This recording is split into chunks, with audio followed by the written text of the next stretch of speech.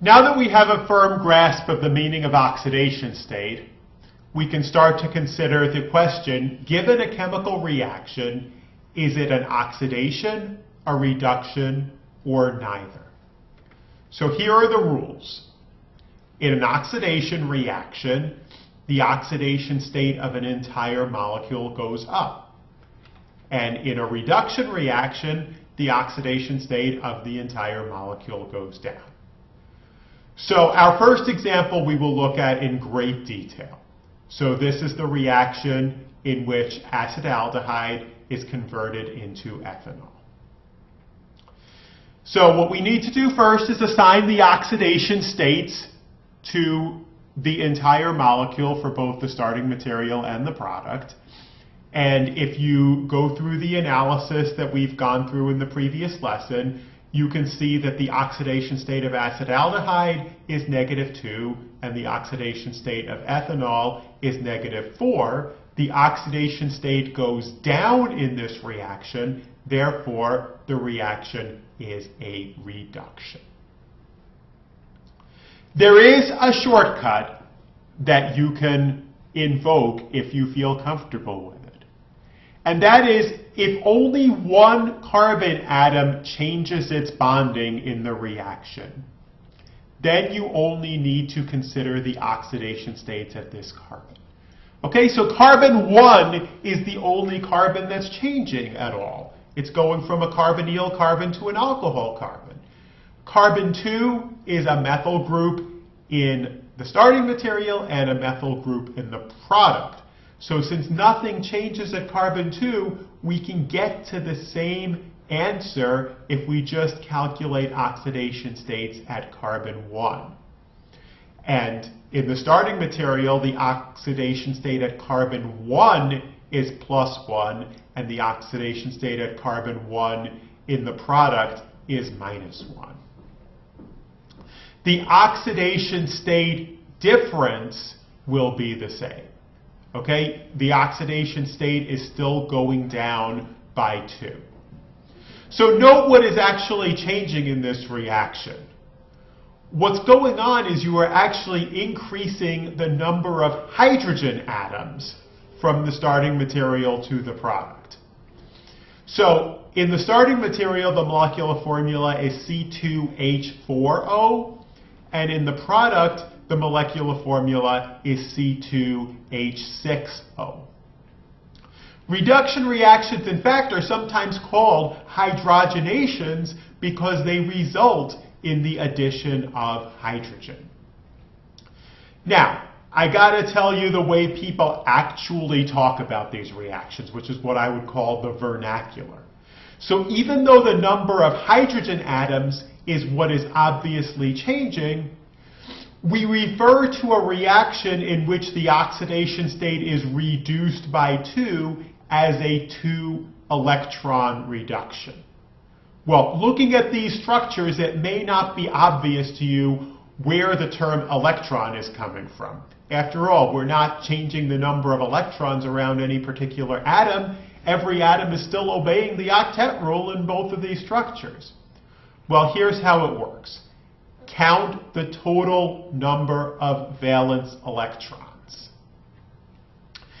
In the aldehyde, there are 18 valence electrons. And just go to the molecular formula, do this the same way you would have done it at the beginning of this course or in general chemistry. So 2 carbons, each contributing 4 valence electrons, that gives you 8. 4 hydrogens, each contributing 1, gives you 4.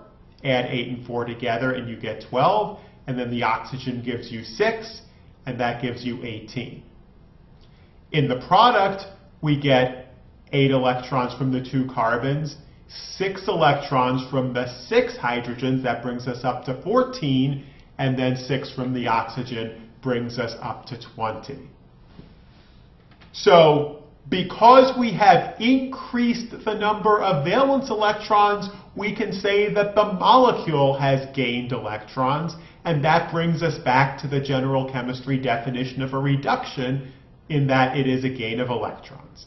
Similarly, if we were to do the reverse reaction, it would be an oxidation, and that would, of course, be a loss of electrons for the entire molecule. So let's look at that reverse reaction as example 2. In our starting material, we now have the alcohol as a starting material, and from now on, I'm only going to consider the oxidation states at carbon atoms that change. So the alcohol carbon goes from -1 to +1 as an aldehyde. Therefore, this is an oxidation. Aldehydes themselves can undergo reactions other than reduction reactions. So if we start at acetaldehyde, which of course we know has a +1 oxidation state, and convert it to acetic acid, if you evaluate the oxidation state of acetic acid, you will see it as +3. So this is also an oxidation reaction. So sometimes the net effect of oxidation is the loss of hydrogen, like you see in example 2, but sometimes the net effect of an oxidation is the gain of an oxygen atom, like you see in example 3. And in fact, that is the origin of the term oxidation. You may have always wondered in general chemistry what the loss of electrons has anything to do with the element oxygen, which is where the root of oxidation comes from. Well, here's your answer. In example 3, you are adding an oxygen atom to the molecule. All right, let's look at another example. Ethyl bromide going to ethyl alcohol. Well, this is a reaction that you have seen before, and this reaction can be thought of as a nucleophilic substitution reaction. Let's see if it's an oxidation or reduction or neither. Well, let's assign oxidation states. So for ethyl bromide, again, we're only considering carbon 1 because that's the only carbon at which anything changes. We start out with that carbon being bound to another carbon. Well, that does nothing. 2 hydrogens, -2, they're less electronegative. And bromine is more electronegative, so that's going to give us a -1. In the product, we still have the carbon and the 2 hydrogens. They haven't changed, but we have substituted the bromine for an OH.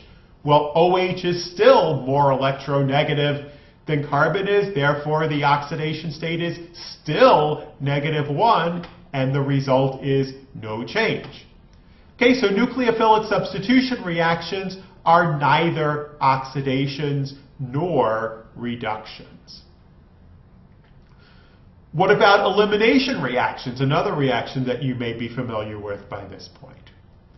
Well, now we have to look at 2 carbons because carbon 1 and carbon 2 are both undergoing changes in bonding in the course of this reaction.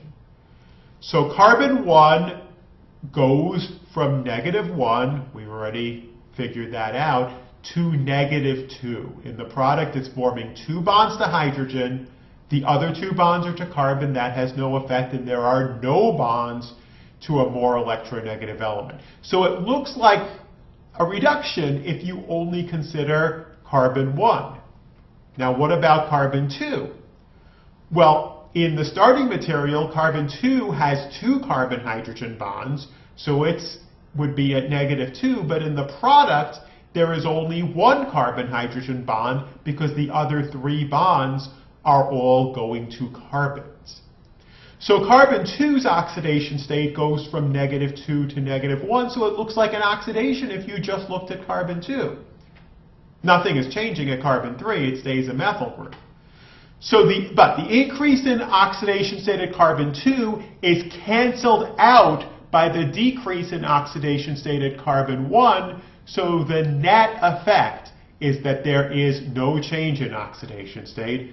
So an elimination reaction also is neither an oxidation nor a reduction. That's why we could look at substitution and elimination reactions before having to consider the concept of oxidation and reduction reactions.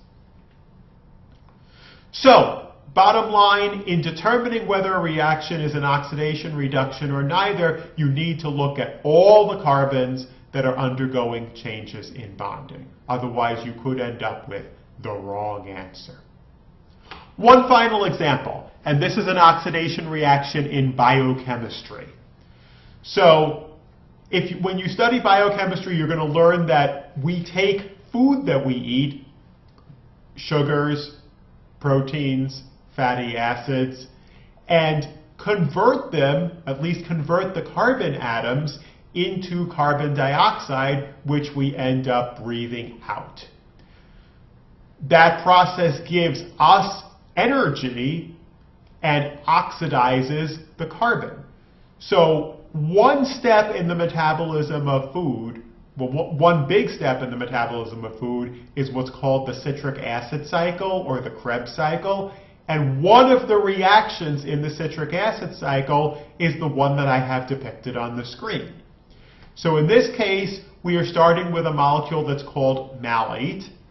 And in the product, we are making a molecule called oxaloacetate.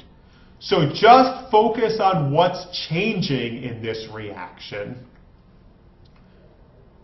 The carboxylates on either end are staying the same. There's a CH2 that's staying the same. We're not going to worry about any of those. The only carbon that is changing is carbon 2, in which in the starting material it is a secondary alcohol, and in the product it is a ketone. Therefore, this reaction is an oxidation reaction because we have seen plenty of examples of secondary alcohols being oxidized to ketones. And as I said, both of these are intermediates in the citric acid cycle. Now that we have looked at oxidation and reduction reactions, we can look in even more detail at the question of what to put over the arrow. So what reagent do organic chemists use to carry out an oxidation? That'll be the subject of the next lesson. And then what reagent can organic chemists use to carry out a reduction? That will be the subject of the lesson after next.